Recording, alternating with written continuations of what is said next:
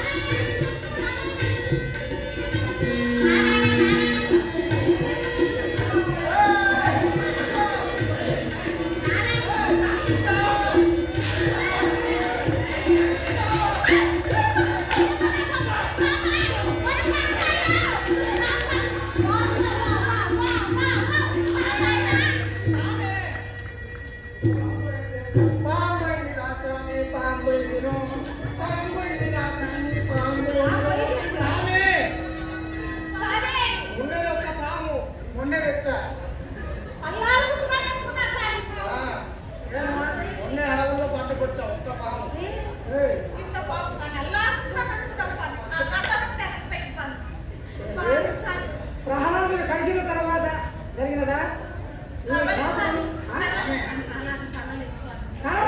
నేను చెప్పినాక ఆ పాము వదిలేము. అదేదో కుర్ర వచ్చి కుర్రాను. ఓహో, ఆ దురాత్ముడు నారాయణే గణపంతుని పంపించుముడు. అది కాస్తామే ఏదో ఇట్లా ఎదుర్కొంటూ వచ్చి అది ఏంటో కావాలా పాముల వాడ. సరే, ఇప్పుడు ఏం చేయమంటావు? చెప్పిన పని చేయలేదు. ఆ ఒక్క పాము మీద ఇన్ని కుటుంబాలు బతుకుతున్నాయి సామి. ఏరా లోకంలో పాములే కలవన్నట్టు చేస్తున్నావు. ఆ బండల మీద మొత్తం పాములు మా కాదా? అది ఇప్పుడు ఏం చేయమంటావు? చెప్పిన పని చేయరు. సరే, ఏం బాధపడకండి. ఎన్ని కుటుంబాలు కాదు ఇవి? మీ ముగ్గురు వెళ్ళాలి కాదు, ఇంకెంతమంది ఉన్నారు? 400 కుటుంబాలు. ఒక్క పామే అంటే నీ దగ్గర ఉన్నది ఒక పామే. ఎంతకాలం దాన్ని బతుకు ఏం మిమ్మల్ని పోషిస్తుంటారు అది. సరే సరే బాధపడకండి, మీకేం కాదు. మీ పాము పోయినందుకు మీ కుటుంబాలన్నిటికీ విడివిడిగా ఒక్కొక్క కుటుంబానికి నా ప్రధాన సానుభూతి జరుపుతున్నా.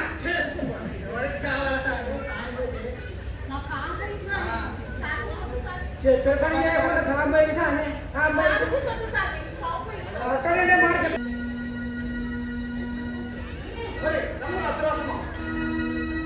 నీవు నిరంతరం ధ్యానించినట్టు ఆ నారాయణుడు ఎందుకనడువా? జగమంతయు కలడా? అట్లయితే నీ హరి ఈ భూమిలో కలడా? ఆకాశములందు కలడా? మన ఇంట్లో కలడా? ఆ హృదయమునందు కూడా కలడా? ఏం భగ సర్వోస్తరమున అంబారు హనేత్రుడు ఉండెననుచు మిగుల సంభ్రమమున బల్కెదము నీ స్తంభమునను రూపగలవే నీ చక్ర చిక్ర